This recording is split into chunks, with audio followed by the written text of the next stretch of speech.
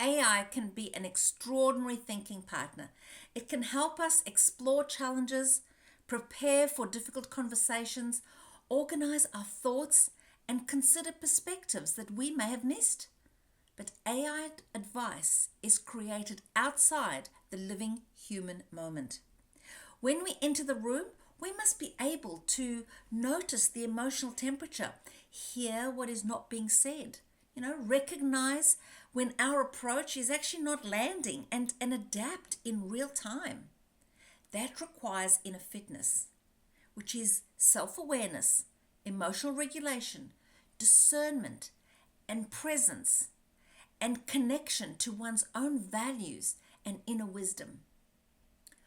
What if one of the greatest leadership risks of AI has nothing to do with losing our jobs? What if, without realizing, we begin losing connection? Connection with our inner knowing and ultimately connection with other human beings. The challenge is not whether we can trust AI, it's whether we can stay connected to ourselves and other people strongly enough to use AI with discernment, presence, and humanity. So let's consider a difficult leadership situation. Perhaps there's tension in your team, or someone is underperforming, or you need to have a conversation that you've been avoiding for some time.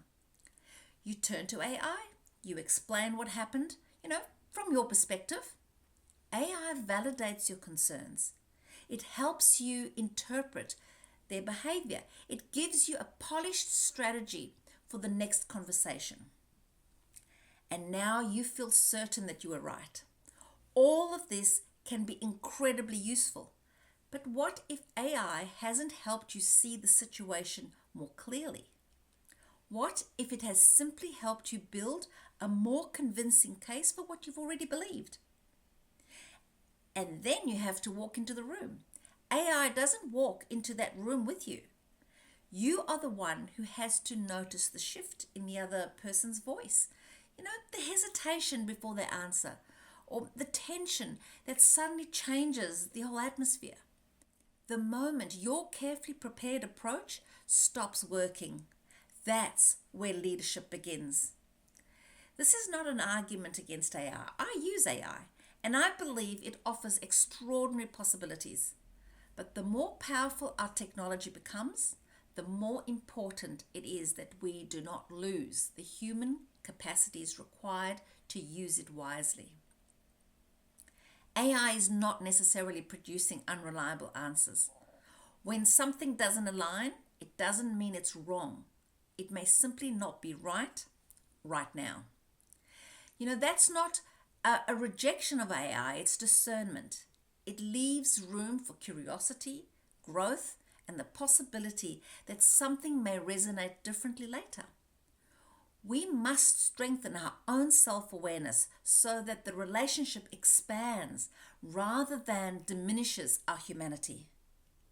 AI can offer perspective, structure, and reflection, but your wisdom, lived experience, values, and inner knowing determine what you carry forward. You don't disappear inside the mirror. You use it to see yourself and your message more clearly. I see how AI has moved from being an assistant to a thinking companion. People are using AI to write emails and plan their holidays. We're also using AI to explore workplace problems, prepare difficult conversations, draft feedback, rehearse possible answers. Examine the conflict, work through self-doubt, think about career and leadership decisions. There's so many, gain perspective when we feel emotionally overwhelmed. Have you noticed that we're no longer simply asking AI to write an email or summarize a report? We are having conversations with it.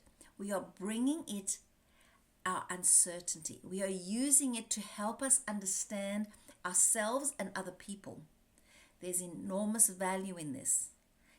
AI can create space between an emotional reaction and a considered response. It can offer alternative interpretations and help us put complicated feelings into words. A productive conversation with AI can feel deeply insightful.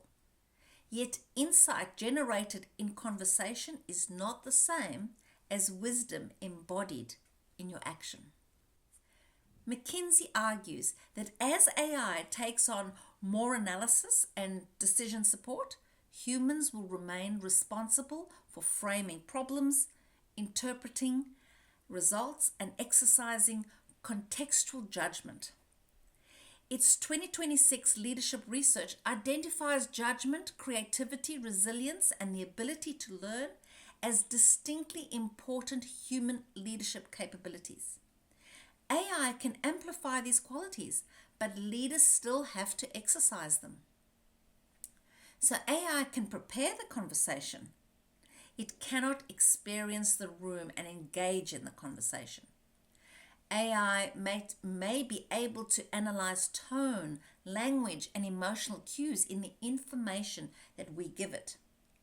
That isn't the issue. The issue is that when you act on its advice, AI is usually not present inside the unfolding human interaction. A prepared leadership conversation exists in theory.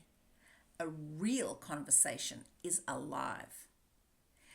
In the room, we must recognize the tone that doesn't quite match the words.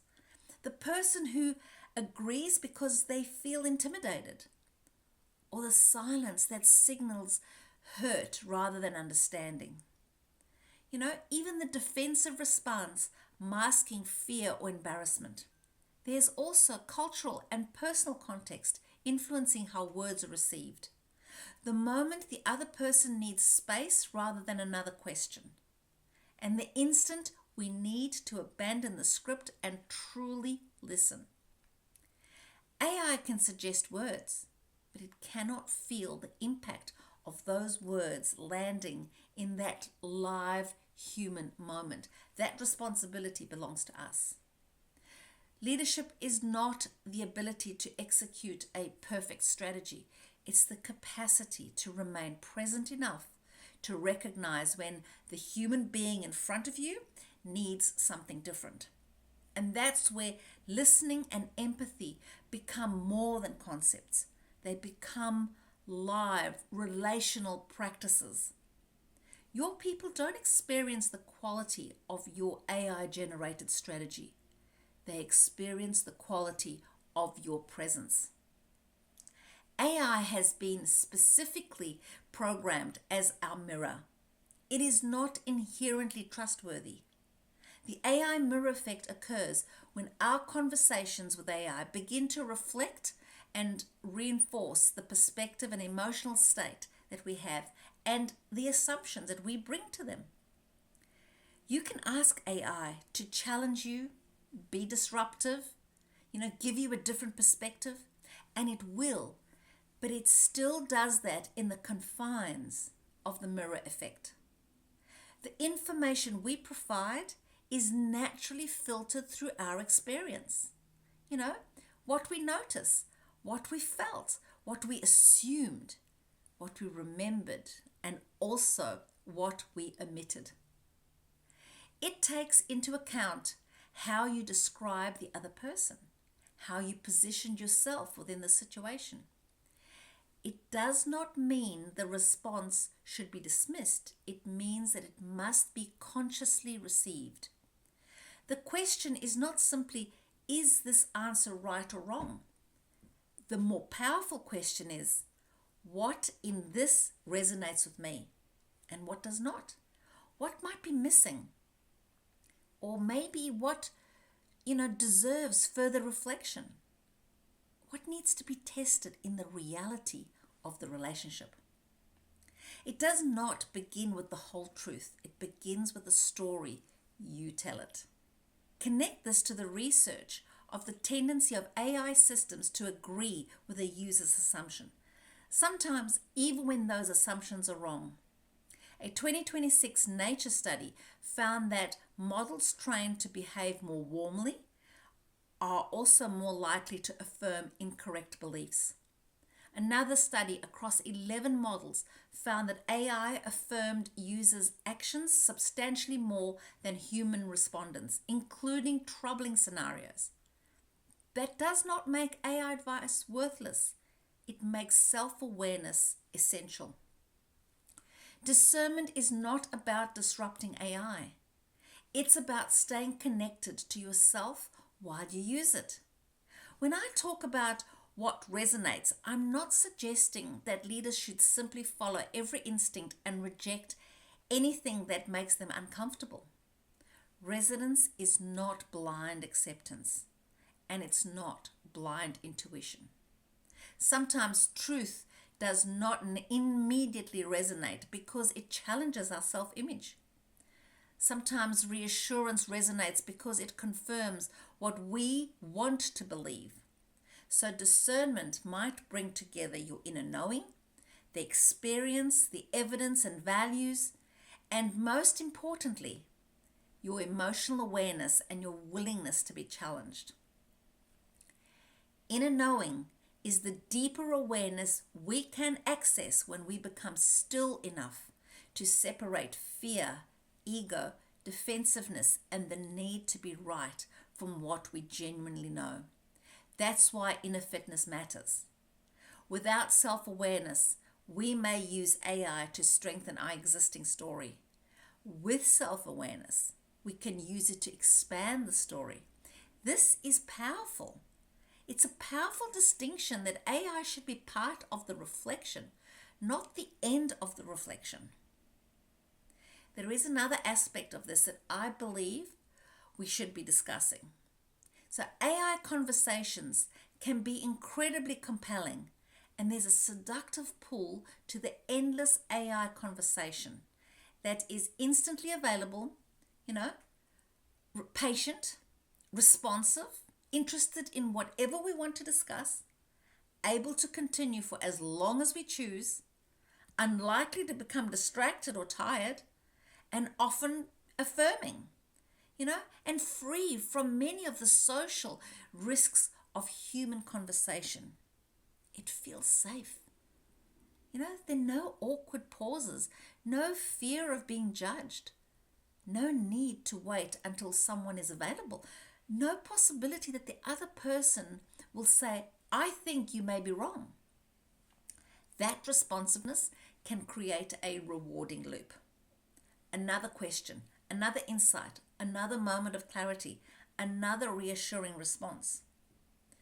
We might describe it as a dopamine hit, the small reward that keeps us engaged and wanting more. But the deeper issue is not the label we give the brain chemistry. It is the behavior we can observe. The conversation is easy, immediate, and endlessly available. What happens when talking to AI starts feeling easier than talking to people? A Stanford 2026 human-centered AI report identifies that longer-term risks, including over-reliance, emotional dependency, de-skilling, and erosions of professional judgment, these risks are not inevitable, but they deserve conscious attention. Now I want to challenge you. Human connection is inefficient, and that is precisely why it matters, because human relationships are inconvenient. People misunderstand us. They have different perspectives. They interrupt, they challenge us, they bring their own wounds, fears, hopes, histories into the conversation. But that friction is not always a problem to eliminate. Sometimes the discomfort of human connection is the gold. It is where empathy develops. It is where we learn to listen without controlling the response. It is where our assumptions are challenged. It is where we discover that another person's experience is just as real to them as ours is to us. AI may help us process an interaction, but it should not become a substitute for the actual interaction.